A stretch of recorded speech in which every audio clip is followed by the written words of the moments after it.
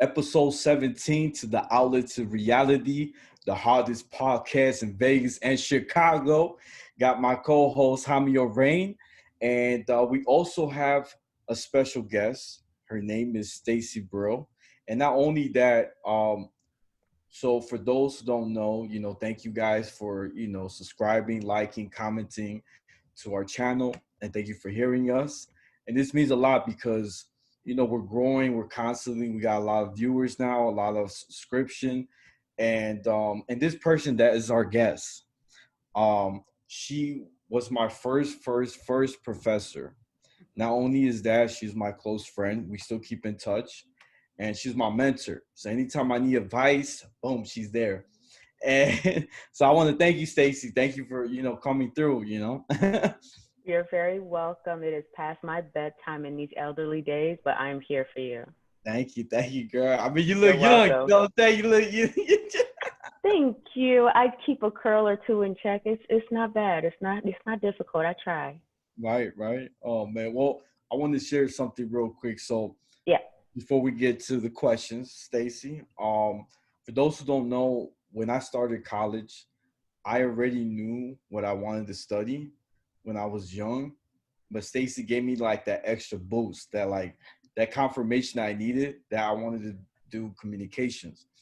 So I told my mom, I told my cousins, my family, and they all said I should be a doctor or a social worker. They said, no, don't do communications. You're wasting your time. I'm like, no, this is what I want. So one day I told Stacy, and Stacy's like, look, we're going to do this big performance, David. You're going to be one of the main stars in this whole auditorium. So I was getting to, perform. And I never forgot, like it was yesterday. So I came in, I had the headphones, like pretending I was like a DJ. And everybody was cheering, like they were cheering. I felt like I was a superstar at that moment. And I felt the energy, like it felt good. So after the show, and it's funny because I told my mom, look, Ma, I can't tell you where we're going. All you got to do is dress up. That's all I told her. So she had no idea. And after the show, my mom starts like crying. She's crying and crying. And Stacy says, hey, Mom, I got to tell you something. But David has the voice of communication. And I saw Stacy, my favorite professor, and I saw my mom hugging. And from that moment on, it opened my mom's eyes to know that this was my dream. I remember that day. I remember it vividly, and I still, when I can, get to go to David's home with his mom and his family. And it's nice to be trusted in academic space because a lot of first generation folks, especially their parents, are like, yeah, nah, doctor or lawyer only. And I understand that sentiment, but it was kind of her to be willing to allow you to expand the person you're becoming that we see today. So that's a good thing. Oh, thank you. That means a lot. You're welcome. Oh man, well let's get into it, Stacy. So we want to know a little bit about yourself. If you could, break it down, like your background and what got you to going to college. Like what were the steps, or your journey. There you go. Okay, that works. I'll go with journey. I come from a low-income single-parent household background, like a lot of the students I work with. I'm the oldest of four daughters. So it was my job to kind of be like the second parent of the household. I am not that much older than my siblings. We're like literally steps. So I was not really told much about college education. I knew about it, but I didn't know what it looked like, what it felt like, what it smelled like. I had never been to one before. And then add on the bacon bits sprinkled all over my life that I became a teen mom at the age of 15. So college, I was told, was not for me, and my job was to get a job. And that's what I did. I eventually dropped out of high school, became homeless, and I just kind of bounced around from one place to the other until I eventually landed on my feet, did join a high school education program, and that gentleman told me that college was possible. Still didn't really see it, but it was nice to have that vote of confidence. And eventually, at the ripe age of 24 and a half, I was told about a college program that supports students that are parents at NIU in DeKalb, Illinois. I heard about it. I signed up for it. I even got an apartment sight unseen, just to be in a space like that. And that started my journey into higher education as a student, and eventually the person that you came to know and meet, time later. Wow, that's beautiful. Yeah. What about you, Hami? How would you rate your experience at Northern Illinois? Because I was also a student at Northern Illinois for a semester, Mhm. but not for a semester, for a full year. But Mhm. I guess it didn't really work out for me because I guess it was just kind of the area around DeKalb, and it's just like the college town. It's like if you weren't in a Greek life thing, it's just like you Mhm. don't really have much of a social circle. All I'd be doing was just going to the gym and play basketball or something, you know. Yeah. Yeah. The experience was very different for me because I came in having lived a lot of life more so than a 17, 18, 19-year-old student would have. So, and interesting enough, I did not live on campus. I had my own apartment off campus, oddly enough, on Greek Row. So I got to see a lot of the Greek activities, and I wasn't impressed by it actually. I forget when they're doing the tryouts or something like that, where people are made to do very inhumane things. I got to see that driving on my way, to my apartment and stuff like that. But thankfully, Northern had a TRIO program, which is a federally funded grant that had a support group for non-traditional students.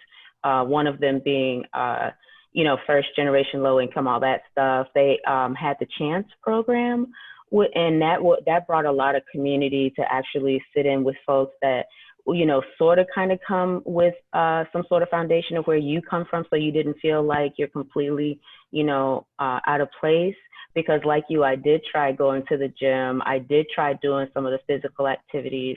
And it just, and Greek was just not for me after what I witnessed. So I just did not feel like I belonged in college, with the exception for the Chance program, the TRIO support program, and finding other students that had the same struggles as I did, at least somewhat similar, if not exactly the same. So that's how I was able to feel at home at NIU.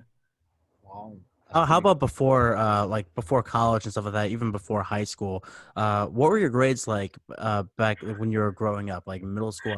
Because when I was a kid, I I I was like a normal C or D student.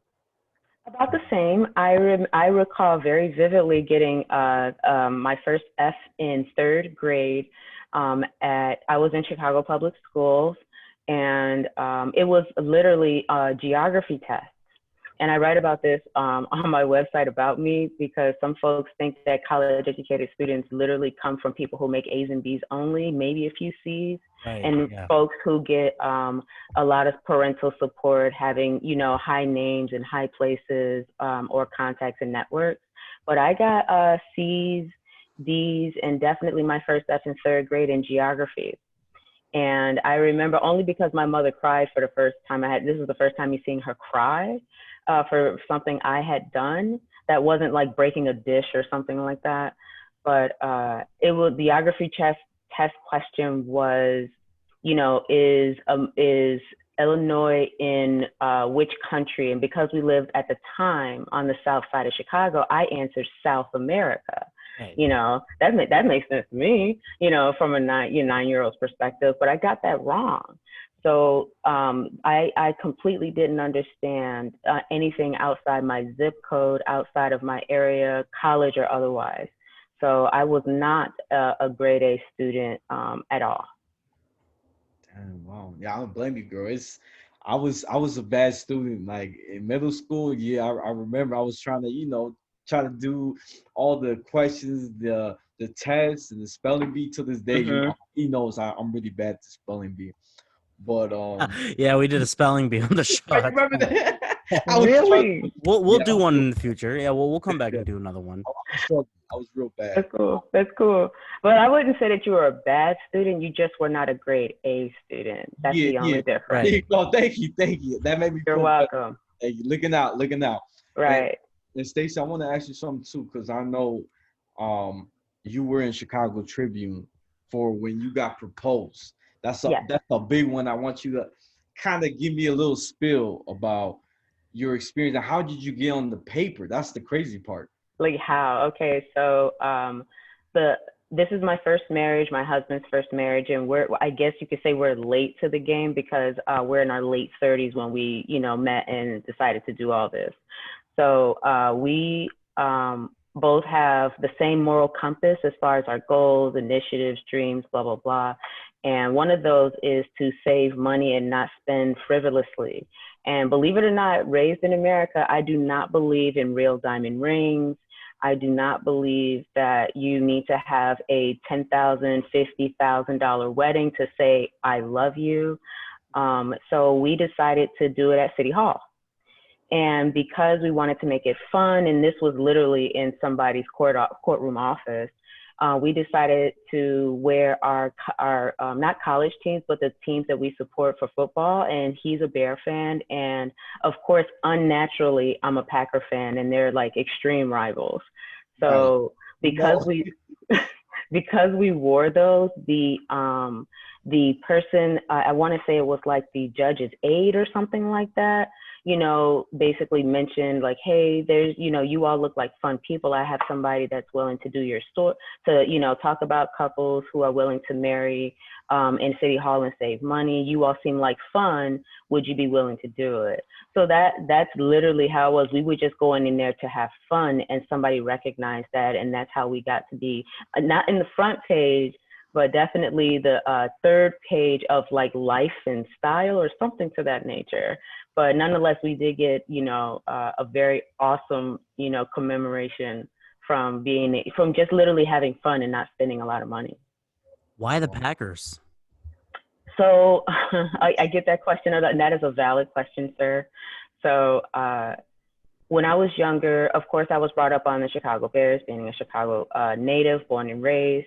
And when I used to watch the Packers and play the Bears, because that was the only time I saw it, it looked like the Packers played like they were having, how back in the day when you saw kids playing football in the street, they actually looked like they were having fun. Yeah, right? because they were amazing on offense. Yeah. Right. So it's like they were actually enjoying it. They were laughing, and of course they were also winning. So it was just like, wow, they play really well. Now, as I got older, I got to research how, they're one of I think one of two teams, or maybe the only one now that where the team of the community owns the team. Yeah, it's the only team, I believe. Right, and they keep it to like that to this day, even though other organizations have done otherwise. And I find that just to be very respectful. Like they actually seem to take the time to groom their players. The fact that Brett Favre was in his position as long as he was extremely, unnatural in the NFL space. And I like the way that they just gelled so well. You can, literally see it on the way that they played on the field. And I just fell in love with them about the age 10, about say 11 or 12, because that's when I understood football, and it just stuck. Wow. Yeah, and that must have been. I mean, I don't know when you guys met. I don't know if you guys had met when they played in the championship game, whatever, like 10 years ago, whatever. But that must have been really tense. We literally met 3 years ago, so this is still a very new marriage. But when the Bears weren't ever a threat anyway. No, not at that point. No. So it was like it was something that he picked up on. We met on Facebook, and he went through some of my photos. He saw some of the Packer stuff there, and he asked, on our first day, he was like, is that a real thing? And I was like, yeah. So he asked what a lot of what you just asked, like how does that happen? You're born and raised here, like how? And I explained it to him, and he goes along with it. He would like to see me in some blue and orange, and nah. It's honestly, I mean, like fandom is like, it's really like the dumbest concept, really, because Yeah, it's really dependent on like, oh yeah, who was your favorite team when you were like 11 years old, exactly. And that's usually the case how it goes, or like your local team. But that is a thing though. The Packers fans in Chicago or Chicagoland, or even maybe in Indiana or something, Wisconsin, Packer fans exist. I mean, like in Chicago, You know, I am one. I am a live living Packer in Chicago from then and now. It has not changed. It won't change. not a Brett Favre guy, but Aaron Rodgers, I'll accept it because we share the same birthday. So I like Aaron Rodgers. That's a good reason. Yeah. Aaron Rodgers and Britney Spears, we share the same birthday. Hey. Yeah, I would. Okay, okay. And Britney Spears. Oh, you know what? And me, That so brought quite the you up. celebrity. And treat. you. I like your birthday and definitely Aaron Rodgers. That's some cool shit. Second of December, yeah. Yeah. In case anyone wants to send any gifts to the show or anything, feel free to send it over. Yeah, just FedEx only. That's just kidding. But no, Oh yeah, man. and by the way, before we, David, you mentioned everyone's commenting on our shows, and we appreciate everyone, but we want to start. We want to continue this movement, the Back the Blue movement, which is supporting this U.S. Postal Service. So we are not backing the blue. That has the cars and the nice guns and the tanks or whatever. We're not supporting those guys. We're supporting the people in the trucks. We are supporting the people who deliver our mail. So please back the blue, our blue. The post office blue. Yeah. Just I was PSA. thinking, when you said blue, I was thinking about Carvana, the car sales people that brings you the car. I don't know if you've seen it. I don't know why, but I've been seeing that commercial a lot, and it just popped in my brain. I was like, yo, the blue? That's kidding. No. I'm still anti-cop. Oh, okay. It's good to know. I definitely, when you said blue and then you say Carvana, I don't watch commercials. I am blessed through Hulu and Netflix to not have to look at that, and YouTube. But I agree. Supporting postal workers, they do extremely exhausting work, and I absolutely appreciate them and their services. So I have nothing but good things to say about those folks. Yeah, Yeah. I don't know why this is such it's such an issue. It's become a controversial statement to say I love the postal service. But It shouldn't be. It shouldn't be. no, yeah, just like wearing a mask. But this is America. Exactly. It's true. So Hey, I'm sorry. Go ahead. yeah, how I just want to ask just a quick question. How Hmm. do you think because I'm looking through your website like right now. I was actually looking through like before we got on and stuff like that. Hmm. You went to India and Yeah. you were what 30, 31 years old, something like that. Yep. What was because I'm not sure if you've ever even been like outside of the country by that point. Have you? Hmm. No, it was Okay, so that actually was the my first first time. time. So what was like one of the first things you noticed when you went into India? Maybe the first town you visited. I'm South Asian, I'm Pakistani, but Mm-hmm. very close, so similar cultures and stuff like that, but Hmm. obviously not the same everywhere. But what was the first town you went to in India that you just kind of flew into? At the time, it was named Madras. It's now Chennai. Mm-hmm. And that was the first. Well, we went first to the city because it was a fellowship for four grad students. I was one of those four. And we went from Chennai to quite a few other small villages and towns, but I don't remember the names. And I was just trying to keep up with with the day to day. But it very much, oh my God, it very much is. But I loved it there. I loved it there. And that experience is what kind of like was my foundational hold on me eventually, getting the plan together to move abroad permanently. So I just tell everybody all the time, like, what did you do and how did you do for the people there? Because they consider India and other parts of Southeast Asia to be a poor community. And I think poor is it's a very big misconception, right? So as far as gross domestic product and the GDP, as far as how much per household spends on products and goods, it may be on the low end, but as far as culture, as far as traditions, as far as community, their education system, even as I was working in an orphanage, it was outstanding, and those kids taught me something. So I most certainly have nothing but respect and admiration and appreciation for the experience that I had there. Wow. Now, Stacy, real quick, because I know you've been also to Korea, right? If I'm not mistaken. So that was a very short spent and I had to return. So thankfully, that it was supposed to be a long term. So anytime you and most people understand it as teaching abroad, you're contracted in for at least a year. Sometimes there's programs that are 6 months. But I unfortunately had to leave a lot sooner than later. So I didn't document as much because I wasn't there long enough. But I plan probably, that is one of the countries I'll probably be leaving to next year. Wow. And why you think young folks, because I remember we talked a while back, I think maybe last week on the phone, I was like, Hmm. Stacy, and you gave me this homework to look up Sicko documentary because I was doing Hmm. that. I love the Okay, documentary by Michael Moore, great documentary. It really excellent. opened my eyes. It really did. And I wanted to ask you $1 million question. I know you know the answer, but the Okay. $1 million question is why Americans at this age and now should move to another country? Like what benefits will we get and Mhm. why is it like I mean, you know the beans, girl. I know you know Mhm. and you done your research. So I'm ready for it. I'm ready for the Yeah. uppercut. Yeah, I've been researching options abroad for about 12 years, both professionally in an academic setting and personally. And the answer to your question, honestly, the question should be changed. It should be, why shouldn't you leave, right? Like, what is it that you have to lose by leaving?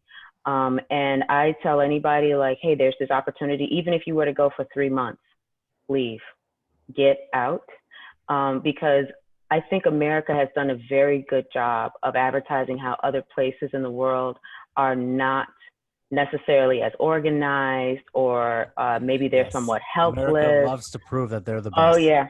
Oh God, it is a mantra of advertising and propaganda that has existed probably since the 40s, 50s, and 60s. And I believe that the best way to be able to ascertain your truth and how you exist in the world and how the world works well with you is to actually go visit it. You know, the world is much bigger and much more interesting outside of these United States of America. It really is. So for the young audience, I know you had mentioned before that some folks were even saying I graduated into this jobless market here.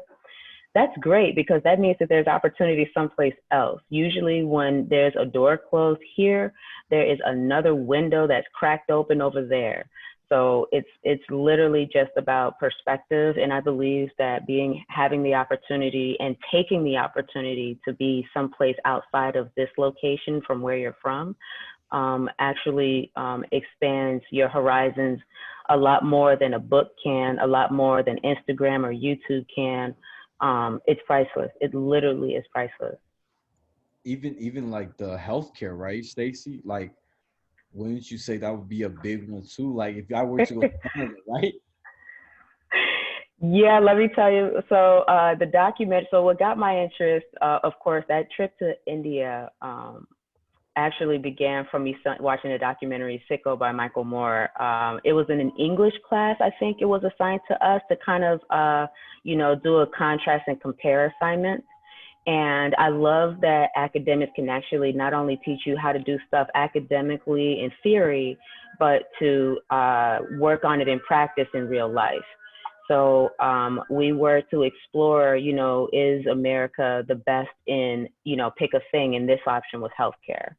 And it turns out, I think, according to the WHO, the World Health Organization, the rankings of the US is in about the 30s, as to where other nations that are considered poor or not as good or not as wealthy are outranking us in satisfactory, mortality rates, health, medical procedures, longevity, meaning how long, folks live up into 80, 90. I saw that in India quite a bit.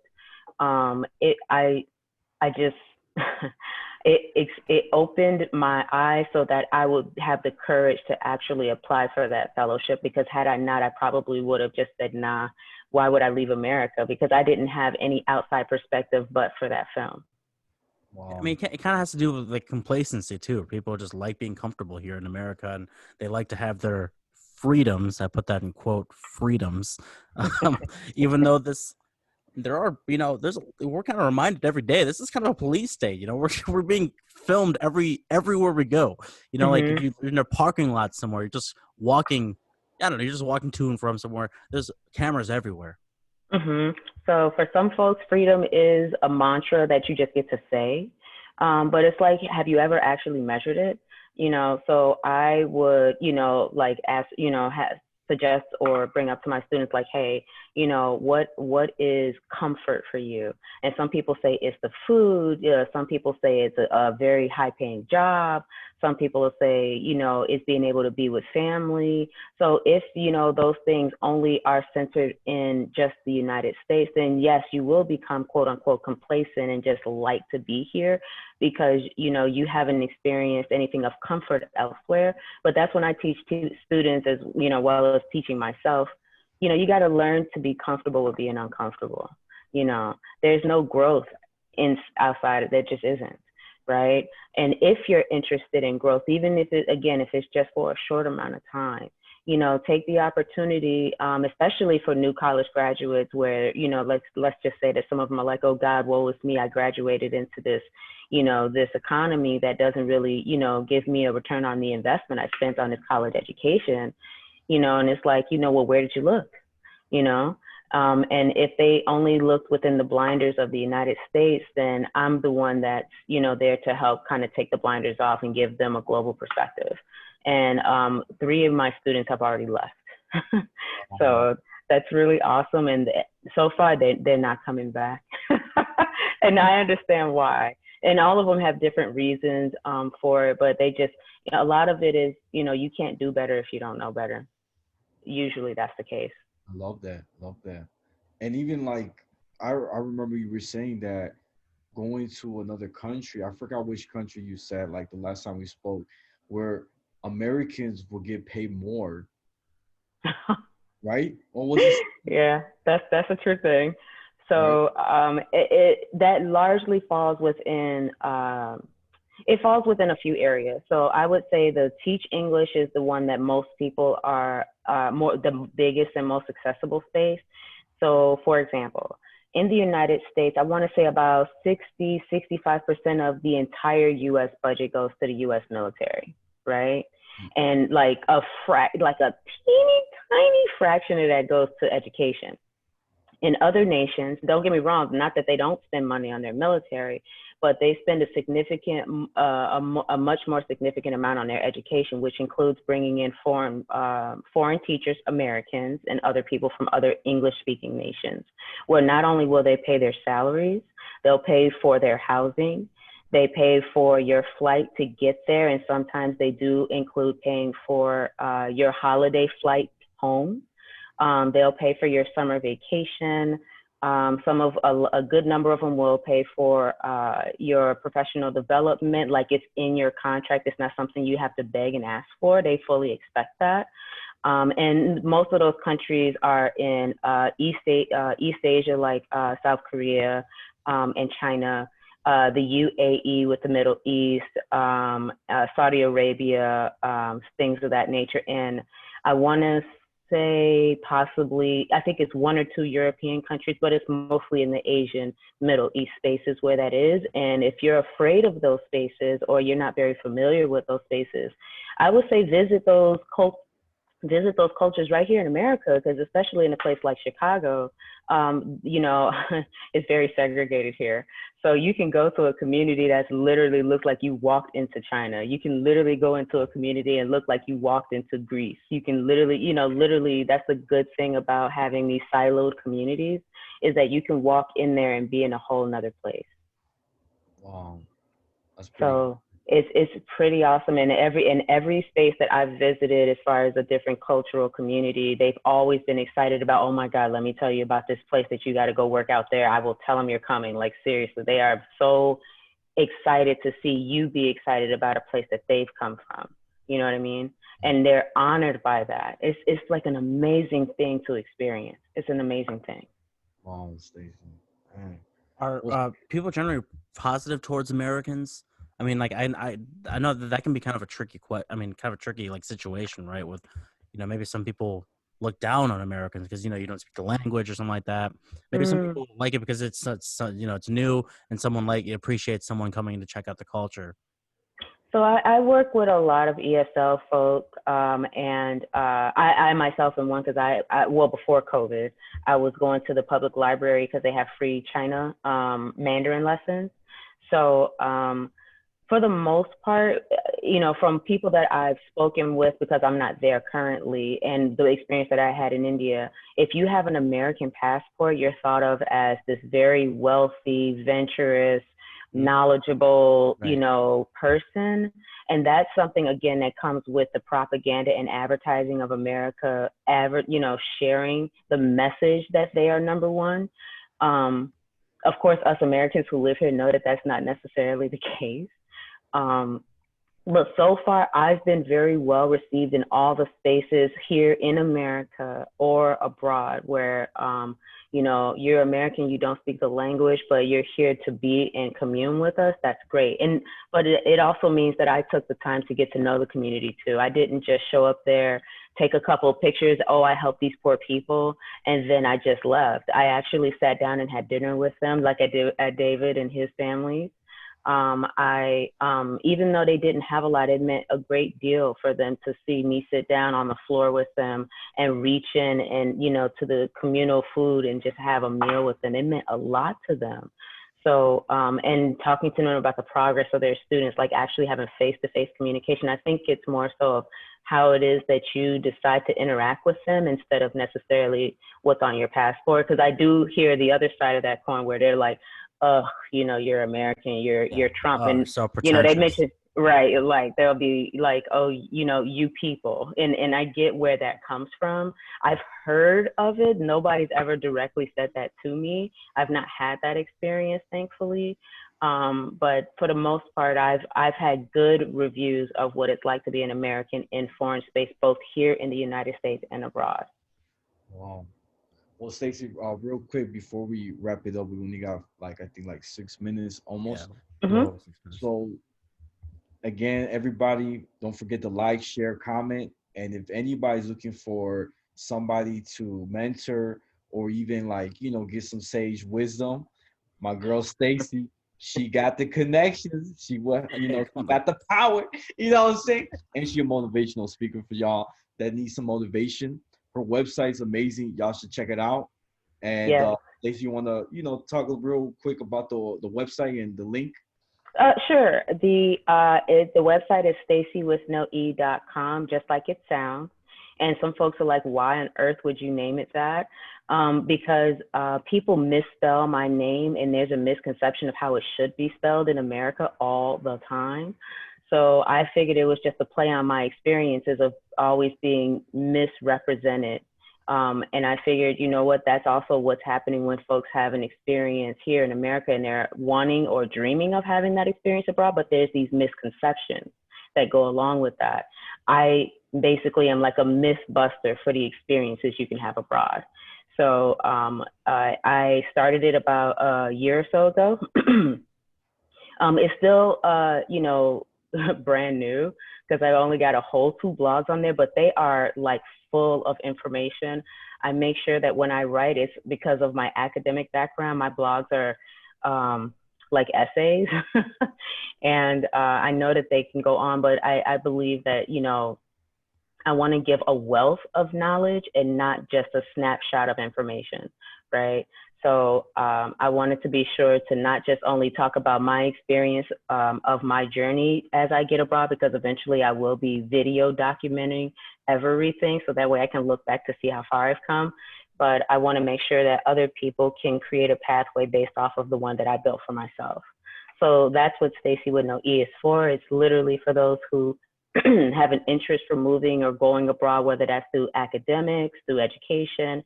And in some countries, academic education is a human right, so it's free, hint, hint. If it's to, work at a multinational corporation, or if you don't even know what that is and how you can be a part of one too. If it's to even work for the U.S. government, it's simple as the Peace Corps, right? Or a Fulbright, student. or you just want to just take 6 months off and just go travel and just be not here, right? There's a lot of considerations, but in the things that I say to pay attention to is just at least one that you can hold on to and just like research the hell out of it. That's all you have to do. It's not, you don't have to check every single thing off the box. Just have one that guides your moral compass. That's it. Love it. It was your first experience with teaching. Was that when you went out of the country and stuff like that and started teaching like English? No, I mean, I was working like when I met David and students like him, I was like a workshop teacher, like Gotcha. how to guide and stuff like that in higher ed at Northeastern. And then of course, when I got in front of a classroom and got to do it abroad, it just turned on a light bulb like, man, I got to do this. And of course I didn't go back. So, cause people were like, you know, that was 10 something years ago. Why are you still here? It was because my daughter was still in school here. And at the time I didn't want to, you know, like bounce her around from one place to another.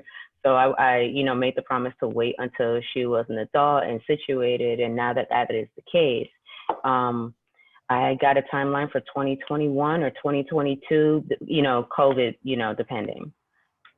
Wow. One last question before we sign off. We have less than 3 minutes left. How Mhm. did you overcome failure? Ooh, that's a good question. Ooh. That is a good question. You know, I got people bumps. I was willing to give myself a million second chances, right? I talked myself into not being the failure that people had thought again, that misconception that because I was a teen mom, because I was low income, because I'm a Black woman, because I don't have accolades, money, you know, just, you know, lay it all out there, just because I don't have those things. Does not mean that I can't become something outside of those things. I chose literally to believe the opposite of what people were telling me. And it wasn't to prove them wrong, it was to prove me right, right? So that is how I overcame failure. That's it. I just wanted to prove me right. Break the mold. I love it. Stacy, bro, thank you so much for joining us. And thanks everyone for listening. Everyone who's been commenting, please, we love you. You know, keep doing it. I know it's like the same, like 5 people, but it's great. It's actually really great. I really look forward to what people are saying about our shows, how much they like it and stuff like that. It's really nice. So thank you again, guys, and we'll see you next week. It's Outlet to Reality. What is this? Episode 17, right? Yeah, something like that. We're really moving along. That's it. Hey. That's it. Yeah, thanks for listening, everyone.